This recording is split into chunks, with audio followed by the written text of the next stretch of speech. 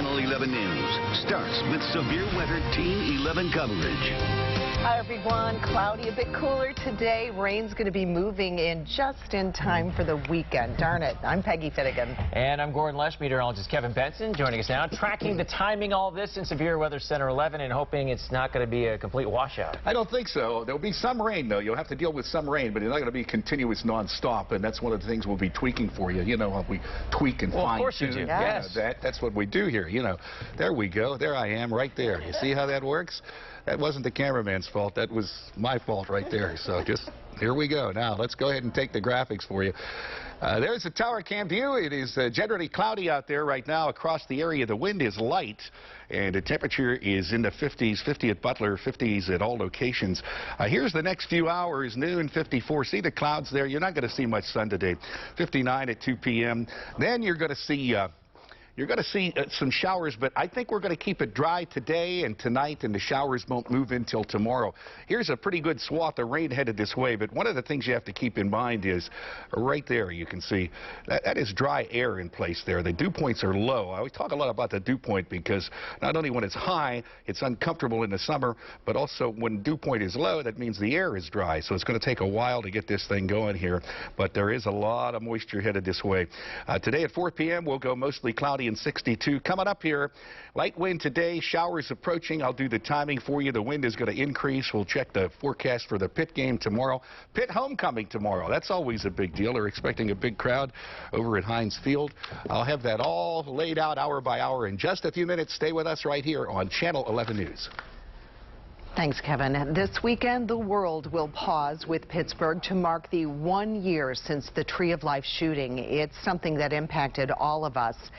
These are the 11 people we lost that day. Brothers, a husband and wife, a new grandfather. The city plans to honor the lives lost on Sunday.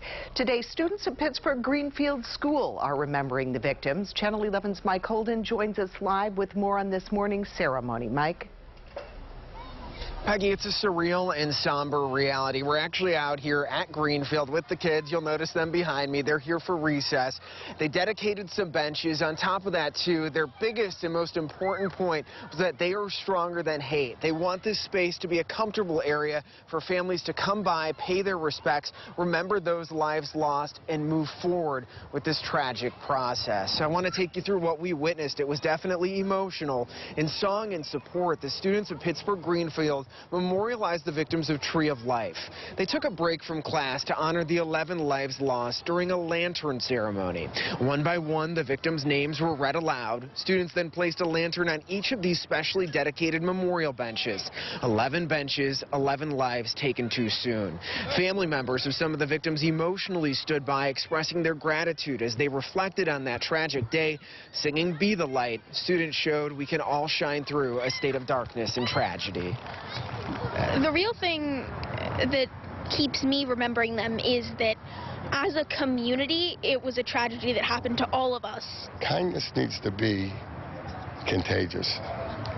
And if we're teaching kids now, as kindergartners, all the way up to 8th grade here at Greenfield School, hopefully teaching them how to do this now and to send them this message through something that bad happened, hopefully it'll change the world. And those are important words right there. And you have to consider these are such young lives. We're talking kindergartners all the way through 8th grade right here at Greenfield. Again, going about their day, but taking in this message. Coming up on Channel 11 News at 5, we're diving deeper into what they want to be learned moving forward, what they're taking with them. And on top of that, the message they have for family members. That's all starting at 5 o'clock tonight. Reporting live from Pittsburgh Greenfield, Mike Holden, Channel 11 News. Thanks, Mike. And Channel 11 will bringing you stories about what happened in Pittsburgh this past year all throughout the day. Say hi to the kids for us. And this Sunday, the city will honor the victims with a day of service, study, and community. That includes a public memorial service. It will be at Soldiers and Sailors Hall in Oakland. It starts at 5. And the police officers hurt in the Tree of Life shooting are sharing their stories, what they want all of us to focus on this weekend. That's ahead at 12:30. We're getting new and disturbing details into the death of a 14-year-old boy in Mercer County. Police have now named the boy's father as a suspect. State police say that father, Antonio Gonzalez, and a friend, Paul Bacorn, admitted to punishing and neglecting the 14-year-old. Police say Gonzalez called 911 yesterday, and troopers found the boy's body in the father's mobile home in Delaware Township. Police say they noticed visible signs of neglect and physical abuse. They say the boy weighed 70 pounds. That is about 40 pounds underweight. The father faces homicide and child abuse charges. The victim's 4-year-old sister was turned over to child welfare. We're expecting a news conference from state police about this case this afternoon. Watch for any updates from that on Channel 11 News starting at 5. That is so sad. New at noon, a worker accused of abusing a teenager at a special needs facility is heading to trial, but not on all the charges. Channel 11's Lori Hoy explains why some charges were dropped. Only one charge, endangering the welfare of children, was waived to trial for Tyler Smith. The other 2 charges were withdrawn. At the Beaver County Courthouse this morning, Tyler Smith was in court for his preliminary hearing. According to his attorney, 2 charges, simple assault and recklessly endangering another person, were withdrawn because of the statute of limitations. Smith worked as a caregiver at the McGuire Memorial Home in New Brighton. Police say he jumped on top of a sleeping 13-year-old and injured him in the head and neck. Last year, criminal charges were also filed against another caregiver at the home.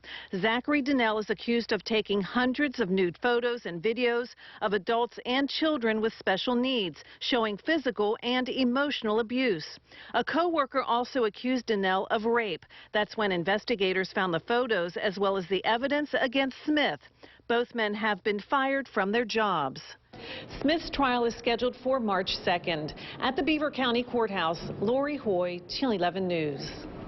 We have new information on a man killed in a motorcycle crash in West Mifflin. Mark McClellan died a short time after the crash last night on Homeville Road. The glass-board man was thrown from the bike. We also saw a car being taken away on a flatbed.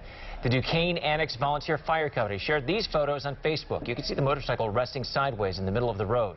A second person was also rushed to the hospital. We're working to find out how that person is doing. A family is mourning the loss of a woman who died at a house fire. We first followed this as breaking news last night at 11. 82-year-old Avis Brock was killed when flames rushed through her home on East 14th Avenue in Homestead. She lived in the home with one of her sons. Another son told us that his brother did all they could to save their mother. I tell people all the time, it doesn't matter how you die. It matters how you are when you die. And I know that my mother loved God with all of her heart. And I know even now she's at peace. Yeah, the cause of the fire is still under investigation. Happening right now, funeral services are being held for longtime Maryland Congressman Elijah Cummings. And you're looking live at the Baltimore church where Cummings is now being remembered. The 68-year-old died last week due to complications from long-standing health issues. Last night, Cummings' body laid in state at the U.S. Capitol, the first African-American lawmaker to receive that honor. Cummings represented Maryland's 7th congressional district for more than 20 years, a job he didn't take lightly. His integrity and character, his can-do spirit, made him a guiding light in the Congress. He pushed back against the abuse of power. He was unwavering in his defense of our democracy. President Trump did not attend Cummings' funeral. As chairman of the House Oversight Committee, Cummings played a leading role in investigating the president and his administration. A person is in the hospital after being hit by a car in Mount Washington. This was the scene last night on Grandview Avenue. Police spent several hours collecting evidence. No word yet on how that victim is doing. A plea from a missing teen's brother. We told you the FBI wants your help finding Isabel Hicks. She is from Virginia. Her brother told the NBC station there he needs his best friend back. The FBI office in Pittsburgh has asked us to share this story. Investigators say she may be with this man, Bruce Lynch. They could possibly be camping. The FBI says Lynch should be considered armed and potentially dangerous. And they might be driving in a car like this one. It is a light blue 2003 Toyota Matrix. It has Virginia license plate number VEM 9071. If you have seen Isabel Hicks or Bruce Lynch, please call police. Actress Felicity Huffman was released from federal prison earlier than expected. She served less than 2 weeks for her role in a massive college admissions scandal. She was set to be released on Sunday, but was freed today, as is prison policy for inmates set to be released on weekends. Wildfires are raging in California today. Firefighters are battling the tick fire in Santa Clarita near Los Angeles, going door to door trying to save homes. More than 50,000 people have been ordered to leave the homes for safer areas. The wine country is under a cloud of smoke. NBC's Jennifer Bjorklund has more on the one thing firefighters are hoping for to help stop the spread. Embers swirling out of burned out homes here north of Los Angeles are taking on a life of their own and seeding new fires blocks away. In fact, this house flared up 3 times overnight. Fire crews came to put out those hot spots, not to save it, but to prevent it from spewing more burning debris into the wind. The number of homes and the acreage estimate, no one wants to guess. And for now, all hands are on the fire lines trying to stop the advance of the flames. We have a destructive wildfire on our hands here, so it's very important that the residents here heed evacuation orders and get out of the area as quickly as possible. To the north, fire scorched nearly 15 square miles of wine country, but crews are getting some containment lines set there. The combination of high winds from the inland deserts and single-digit humidity is a disaster for the Golden State. The break will come when the wind shifts and brings ocean breezes and moisture on shore, relief that can't come soon enough for firefighters and homeowners. So many of those homeowners not sure what they'll come back to when they repopulate these neighborhoods. In Santa Clarita, California, Jennifer Bjorklund, NBC News. We still can't drink the water in Neville Township. Final test results are due back today. They've been dealing with issues since water backflowed into the system Tuesday. So until those results are in, keep using bottled water for drinking and cooking. He lost his life shielding others in the Dayton mass shooting. How Nick Kumer is helping inspire a new cancer care center here in Pittsburgh. 93 animals found living in horrific conditions last year. Charges have finally been filed. The reason it took so long to name the suspects. WPXI Now. When a major story breaks, this is where you'll find 24-hour coverage. From the Channel 11 newsroom to our crews live in the field, we'll bring you the information you need right now. WPXI Now. Always on when you want the latest on breaking.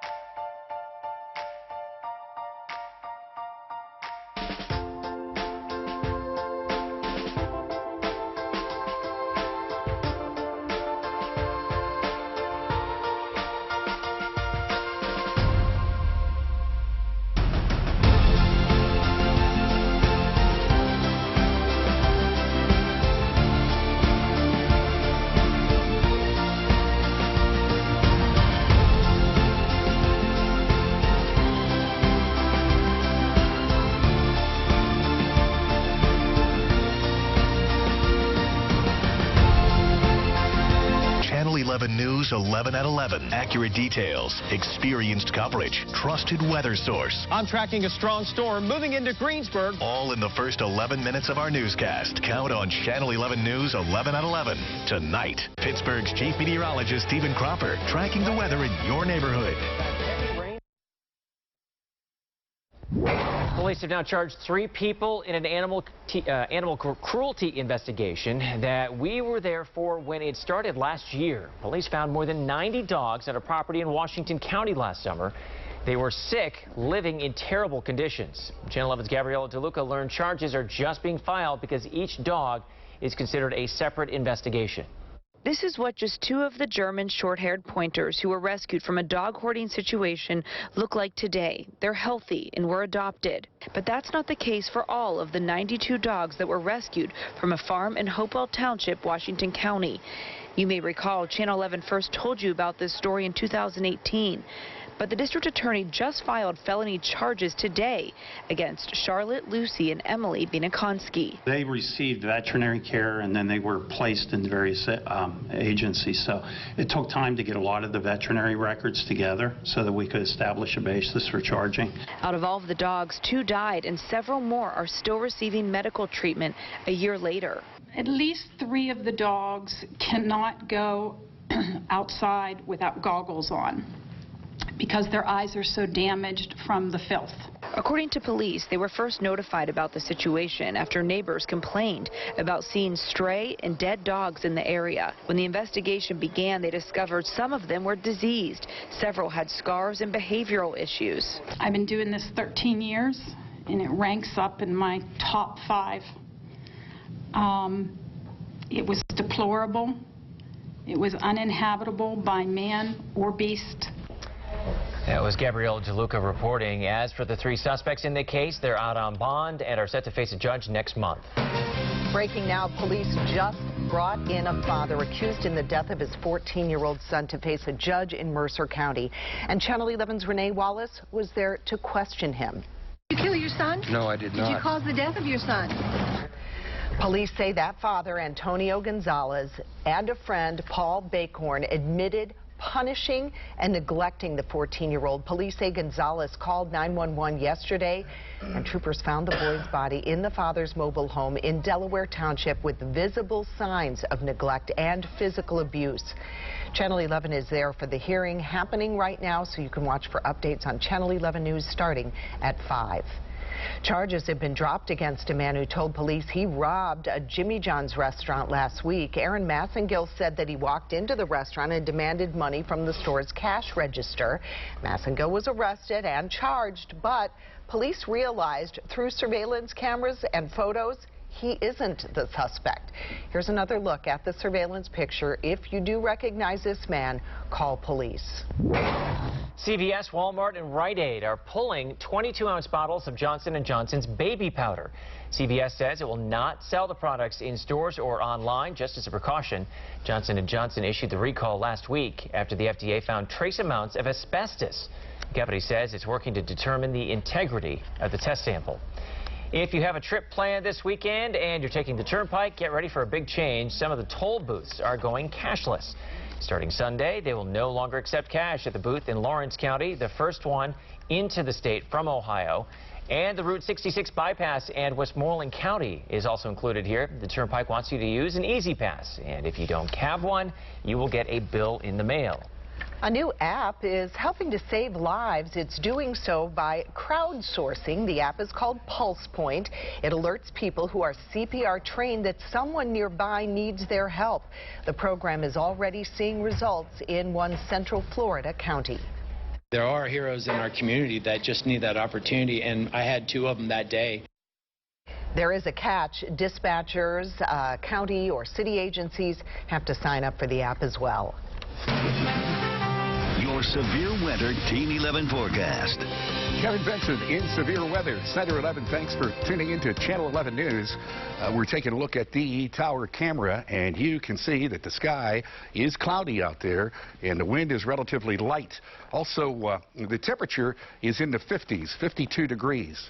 And you can see that the temperatures across the area are, in the low 50s, generally speaking. There's 49, Brookville, Sykesville, Brockway, Punxsutawney, Katanning, Ford City, Manorville, Dayton. Temperature there in Armstrong County is 49, and there you can see that Morgantown is 56, so the southern counties are in the 50s. It is going to be a cloudy day, but we're going to hold off on the rain. A lot of times we'll use I-80 as a point of reference right there, and most of that is not reaching the ground. This air is pretty dry here, and you know, I talk a lot about the dew point. You got to wait till you get moisture in the atmosphere, and there's plenty of it coming here, no question about that. So make sure you check back with us tonight on the 6 o'clock news, 5 and 6 and 11, and we'll do a little better timing for you. The front end of that is you're going to fall into dry air, so I don't think you have to worry about any rain today. You can kind of see the circulation right there, but there is substantial moisture available here, and it's going to come circulating on through tomorrow. Earlier, the dew point was down near 40. I talk about the dew point when it's high because it's uncomfortable, but I mention it when it's low because you got to get the air to moisten up to get the rain to fall to the ground. It'll evaporate on the way down. They call that virga. The radar will detect it, but it doesn't make it to the ground. And here you can see the clouds all over the place here today, so don't expect to see very much sun. You may see a break in a spot or two, but if you're headed out to football games tonight, you'll be in good shape. It's going to stay dry. There you can see the rain coming in here tomorrow in the afternoon. I know it's Pitt homecoming. I don't think it's going to rain continuously or real heavily tomorrow afternoon, but you'll have to deal with the possibility of showers. In fact, a likelihood of showers as a warm front kind of pushes through, and then there'll be a cool front coming through.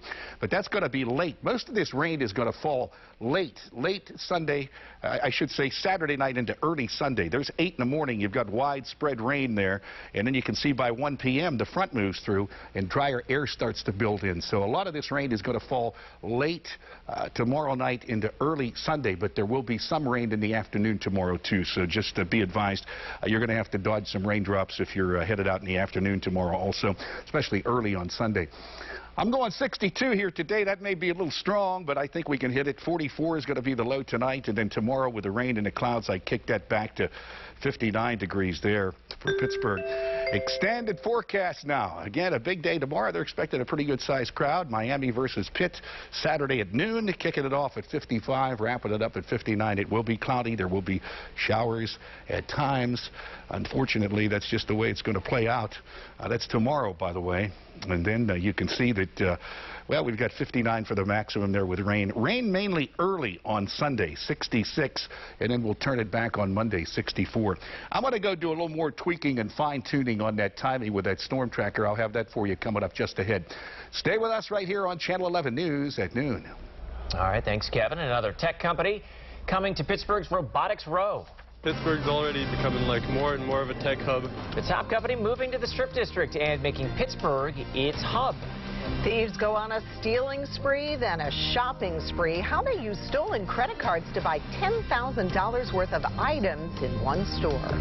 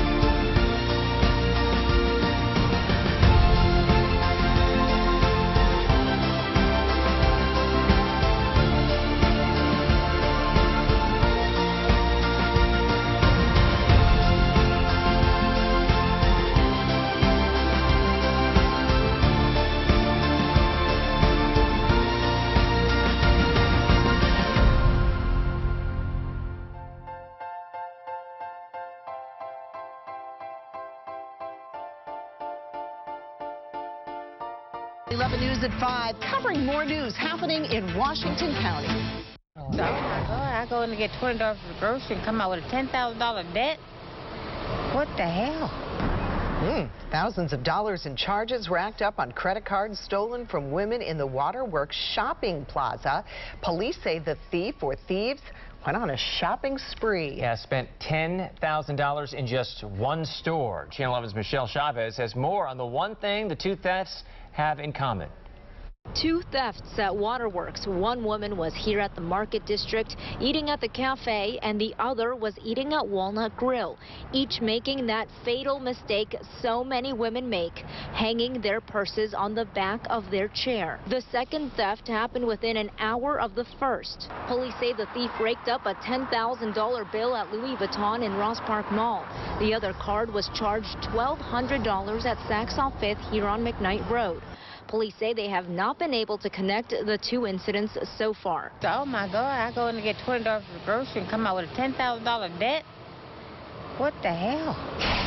Joy says she shops at the Waterworks Market District all the time. I actually leave my purse in the cart and walk away. I'm still doing it. You don't know who's going to come at you, who's going to hurt you. I feel safe shopping here. You know, I guess because of the cameras. But after hearing about these two incidents, she says she's going to take extra precautions. I'm going to tie it. My daughter says she ties hers to these straps.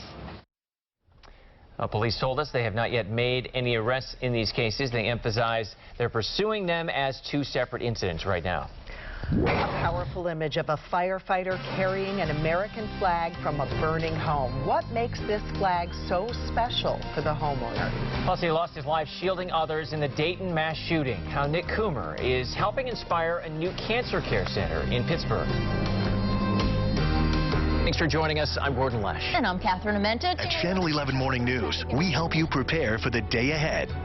Definitely the heavy rain gear today with temperatures. Heavier delays for the inbound morning commute. We expanded our breaking news team to better cover news happening right now and give you new information throughout the morning. Let's get right to Jennifer Tomazik live at the breaking news desk. A huge impact on the area. In fact, we just found out. Don't miss anything happening in the morning. Watch Channel 11 Morning News. We're on from 4.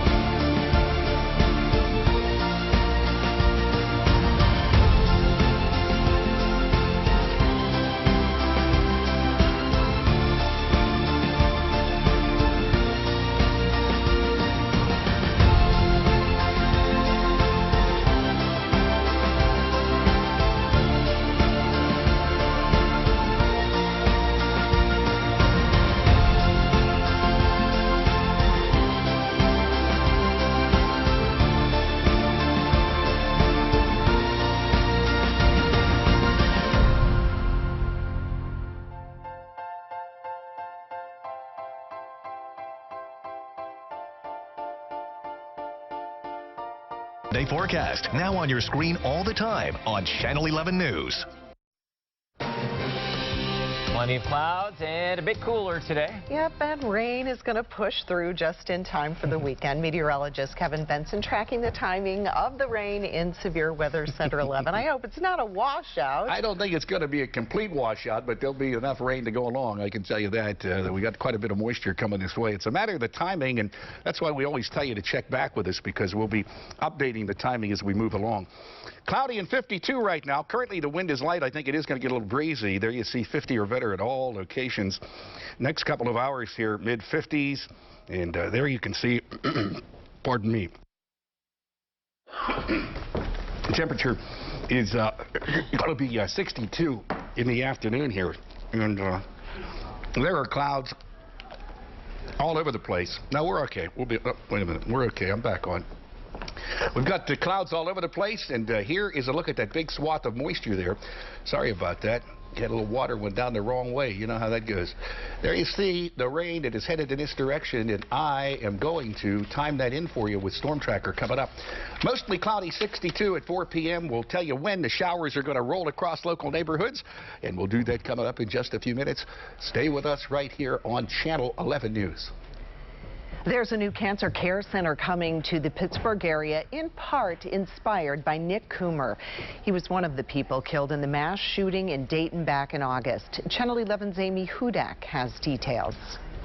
We just want to honor his memory in any way that we can. The loss of Nick Coomer is felt every day at Maple Tree Cancer Alliance. The Washington native was murdered while shielding fellow interns in the Dayton mass shooting. Nick died.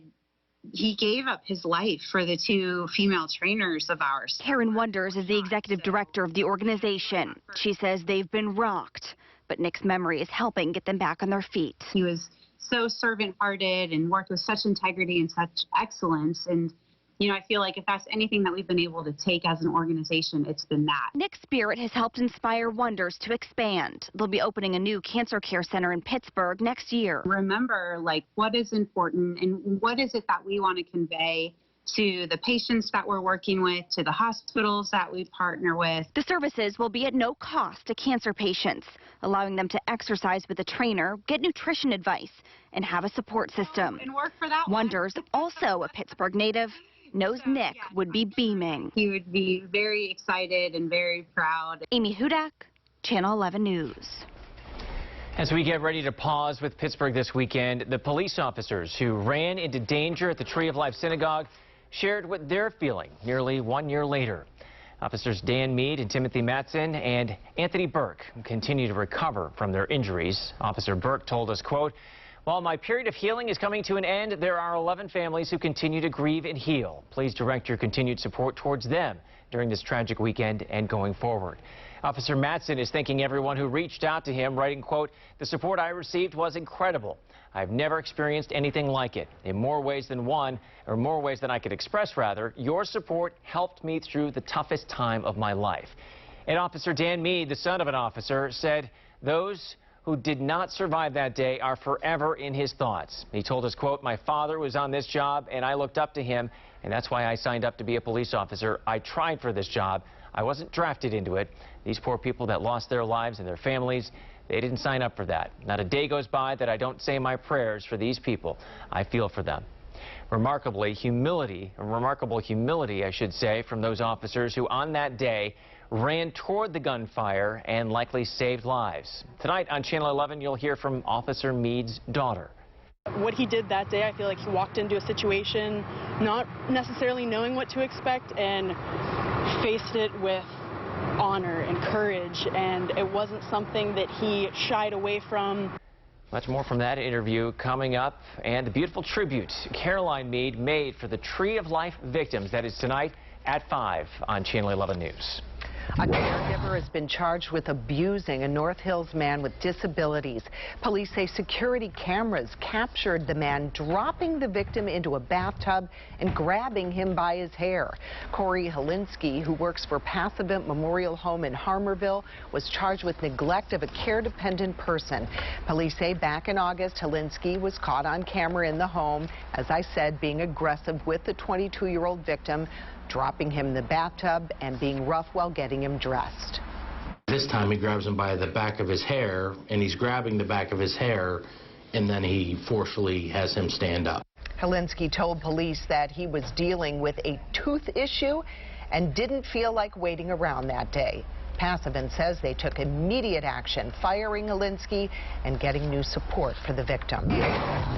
Pittsburgh's Robotics Row is growing. Honeywell is moving to Smallman Street. The location will be the company's hub for a new robotics division. It joins Uber's Advanced Technologies Lab and Argo AI in the Strip District. This new hub will bring more engineering jobs to the area. Channel 11's Aaron Clark has more on the impact. The sign's already up on this building along Smallman Street. North Carolina-based Honeywell is coming to Pittsburgh and jumping into robotics. The company is opening up Honeywell Robotics, a tech center focused on artificial intelligence, machine learning, computer vision, and advanced robotics for warehouses and distribution centers dealing with an ever-growing demand from e-commerce. Pittsburgh's gaining more and more jobs like Google, Microsoft.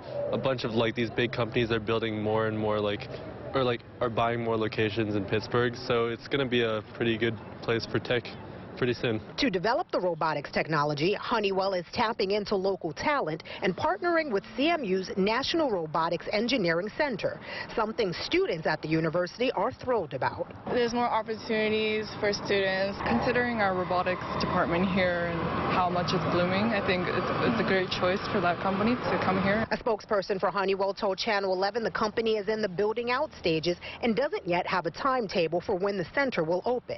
In the near future, Honeywell will be looking to hire software and other engineers as well as robotics designers. Aaron Clark, Channel 11 News. Well, there is one less Democrat running for president. Congressman Tim Ryan has dropped out of the race. Ryan represents Youngstown, Ohio. He failed to qualify for the two most recent debates, which he says hurt his ability to raise money. The Democrats still have 18 candidates. A dramatic move to get rid of crippling student loan debt from the man who was in charge of the federal student loans until he resigned yesterday. NBC's Katie Beck has the story. Working mom Paige McDaniel owes more than $300,000 on her student loans. I try not to think about it too much because when I do, I find it hard to breathe. McDaniel says even after filing bankruptcy, she can't get ahead of her debt. Wayne Johnson, who just resigned as head of the Federal Student Loan Office, says stories like McDaniel's spotlight a system that's failing borrowers. It's not only fundamentally broken, it's definitely broken to its core. Johnson is proposing radical change, making student loan debt forgiveness the centerpiece of his campaign to become a Republican senator from Georgia. We are putting a burden on the backs of students, parent borrowers, even grandparent borrowers, that's going to ride with them for decades. Johnson's plan would forgive up to $50,000 of federal student loan debt, give a tax credit for those who've already repaid $50,000, and to pay for it, he'd impose a 1% tax on corporations. He would forgive more debt than plans proposed by Democratic presidential contenders like Elizabeth Warren, plans criticized by Johnson's former boss. It's going to be 2 of the 3 Americans that aren't going to college paying for the 1 out of 3 that do. Johnson says his plan makes fiscal sense and would relieve 37 million borrowers of their entire balance. It is a monster. It's an ocean of debt, not just a mountain. Bold change needed now. Johnson says he knows from being on the inside of the crisis. Katie Beck reporting. About 1/5 of all student debt, not counting debt owed by students still in school, is at least 90 days delinquent. Did you ever get a fancy legal letter in the mail that you passed off as junk mail? Double check the next time. The reason you could be throwing money away. And sinkholes opening up in people's backyards. Why they're blaming a pipeline.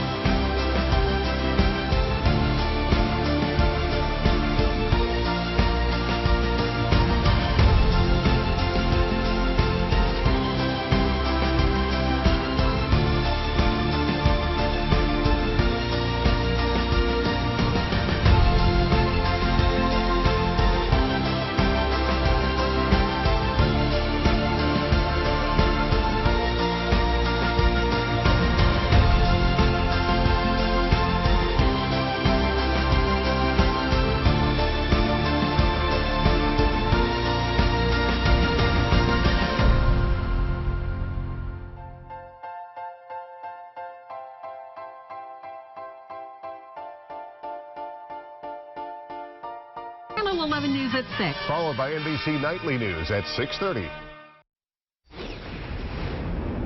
Quick action helped save a building in Westmoreland County. Our news partners at the Trib learned workers at Appalachian Millwork in Derry Township grabbed fire extinguishers and got to work. The workers at nearby A.J. Myers saw the flames and they rushed in to help. Here's a shot from Chopper 11. While the workers couldn't stop the flames, they did help control it until fire crews could arrive. Firefighters say that the workers likely saved the building. The fight continues for people trying to stop a pipeline from being built across the state. Check out these sinkholes here. People in Delaware and Chester counties say this is in their backyards. They claim the holes were caused by construction of Sunoco's Mariner East pipelines. They're fighting the company in court. They're trying to put incredibly volatile chemicals through Chester County. And unlike in the 1930s, we're no longer farmland. Those pipelines go through parts of Washington, Westmoreland, and Indiana counties. There have been no complications reported in western PA. The proposed line for the ME2 line would be parallel. A spokesman for the Pennsylvania Energy Infrastructure Alliance says Mariner East is safe and legal. The State Game Commission is urging drivers to be on the lookout for deer, and this is one example why. That SUV burst into flames after hitting a deer in Cumberland County. This picture coming from the Lower Allen Fire Company. Fall is breeding season for deer. Bucks may travel several miles to find a mate. Deer are most active between dusk and dawn. Pennsylvania ranks 3rd in deer car crashes. State Farm says you have 1 in 52 chance of hitting an animal. There's a good chance you got a fancy legal notice in the mail about a class action lawsuit, and you've likely tossed it in the junk mail. Well, the reason you could be throwing away money just ahead. And coming up just ahead, we're going to let you know when rain showers will move through local areas. I've got the latest with Storm Tracker. Stay with us right here when Channel 11 News at noon comes right back. You're streaming WPXI now, your source for breaking news, weather, and original local shows. Amazing people are having a big impact all over rural America. Small town, big deal. Weekdays at 3:30 p.m. on WPXI.